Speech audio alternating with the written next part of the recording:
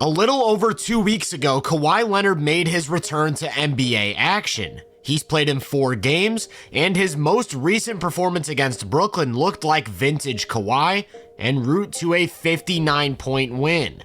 As things currently stand, the Clippers are 5th in the West at 23-17, and that's with Kawhi still ramping up. So with the team playing as good as they are, what can we draw from Kawhi's play since returning, and what does that mean for them moving forward? If you were to take a look at Kawhi's numbers since returning, you probably wouldn't think too much of them. The lack of volume on the box score is one thing, but the percentages haven't been up to par either. He's made just 46% of his twos, a career low by a very wide margin, and he's also made just under 36% of his threes, which would be his lowest in over a decade. To be completely honest though, I don't care about these numbers at all. Just the sample size alone, 4 games, means these percentages are bound to go all over the place, and he could be a hot or cold shooting night away from completely shifting his averages. In my opinion, it's just a product of knocking off the rust. He's leaving almost all of his longer jumpers short, a clear sign that he's still trying to get his legs under him. If we're 20 or 30 games in and this is still happening, then I think it could be cause for some concern, but for now, all I'm looking at is the types of shots he's taking and the process behind which he's getting to them. So as a jump shooter, I'm looking to see if he's creating enough separation to get off high quality looks, or if he's strictly relying on his shot making.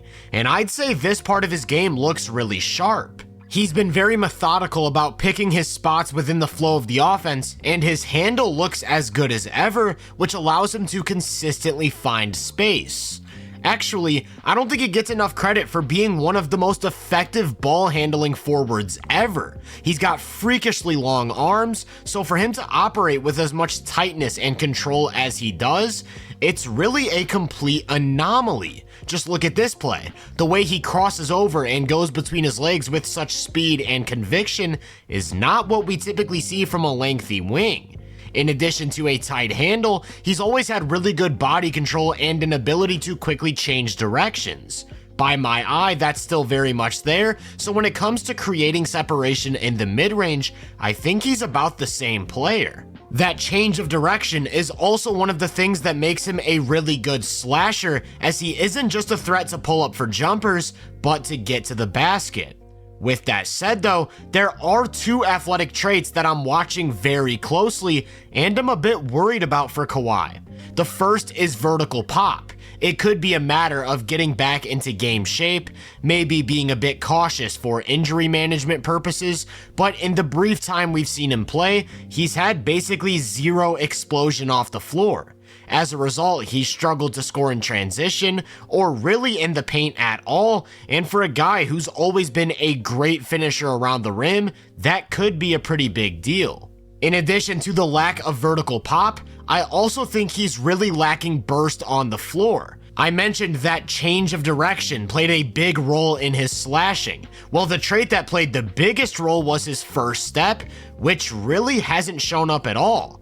Take this play for example. He sets up the offense with a high ball screen, and when he gets the switch, he turns the corner, but really doesn't build up any speed. So instead of getting inside the arc, he's forced to settle for a much tougher step back 3.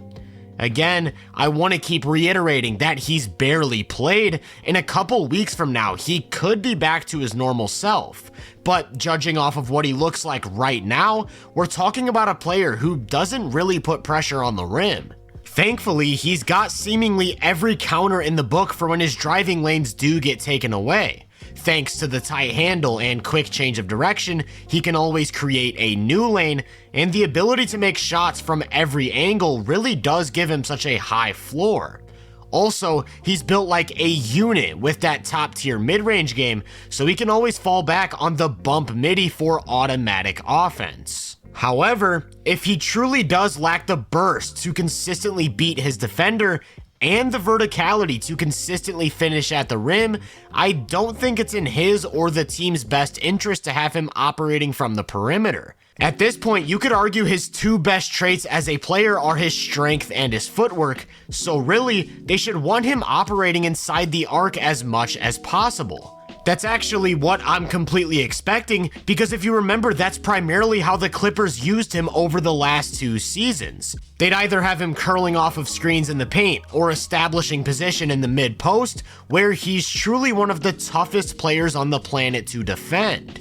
Even in the brief glimpses we've got this season, this part of his game looks the exact same. He's still spinning with the same agility, he's still processing the defense really quickly and hitting all the right counter moves to get to the shots he wants, especially in that last blowout against Brooklyn. He was an absolute surgeon in the mid-post as he went off for 23 points on 8 of 11 shooting. And to be honest, just a high-level post-up game to go along with what the Clippers already do really diversifies the offense and makes them a pretty tough matchup for most defenses. A majority of possessions for them start with a pick and roll between Harden and Zubac. If the defense is in a drop, Harden will turn the corner and play the 2-on-1 to near perfection.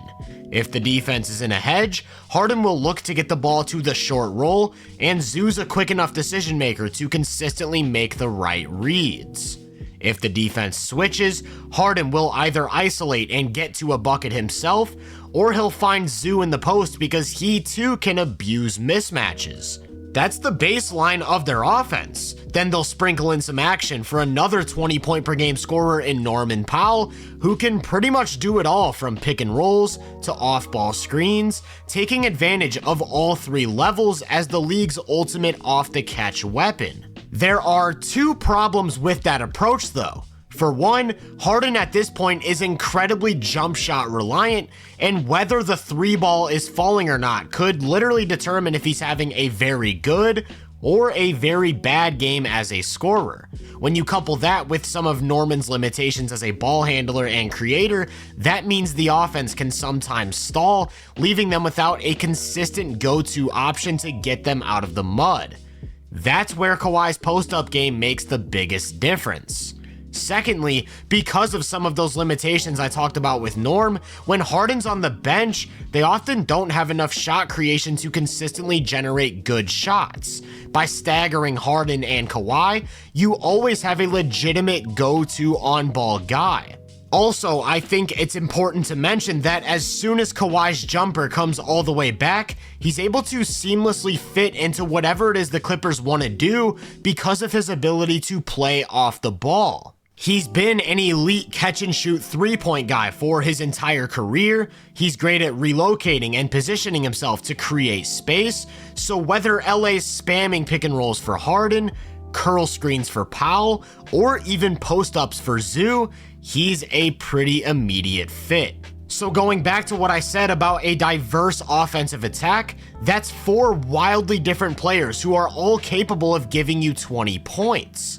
Depending on the defense they face, there's always a button to push, and that's a really big deal because it's actually the defense that's primarily been winning them games. Through 40 games, they've actually been just the 22nd best offense in the NBA, scoring less than 112 points every 100 possessions.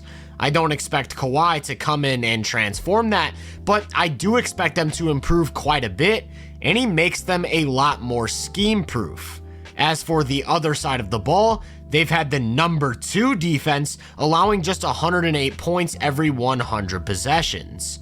It's even harder to judge defense in such a small sample size, but when watching Kawhi, to me, there are some really good signs. I think it's fair to say at this point that Kawhi's ideal role isn't playing at the point of attack. Not only has he lost some lateral quickness, there's a lot of wear and tear that comes with picking up the ball at half court, chasing guys around screens, and over the course of a season, those just aren't things you want him doing. However, I do think he's still quick enough to keep the ball in front of him in most situations, and of course he's got some of the best hands we've ever seen to go along with those long arms, allowing him to make some pretty crazy plays on the ball. So as a wing stopper against opposing 3s and 4s, I wouldn't be surprised if he's still one of the best defenders in the game.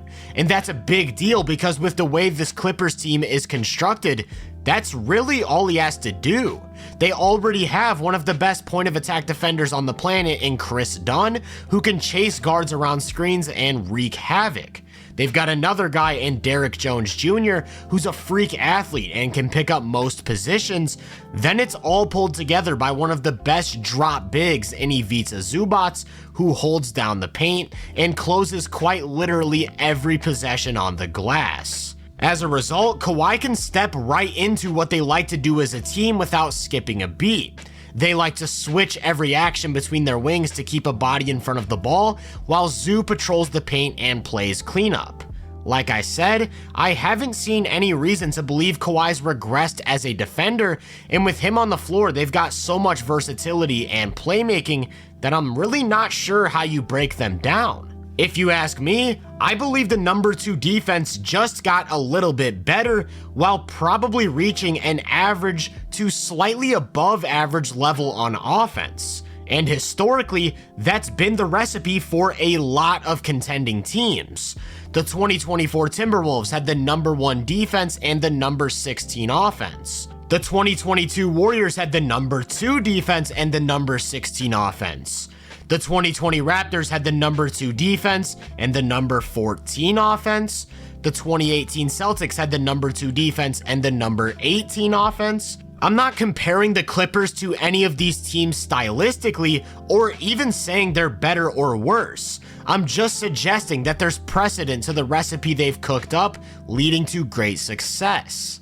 Now, none of this matters if Kawhi can't stay healthy. Sure, they've been competitive over the course of the season without him, but if they head into a series and he isn't completely healthy for all 7 games, there really aren't any teams in the West that I'm comfortable taking them over. So I get why some might have their concerns, or even turn their heads in the complete opposite direction when it's time to talk about Kawhi. He hasn't been reliably healthy for a playoff run in half a decade.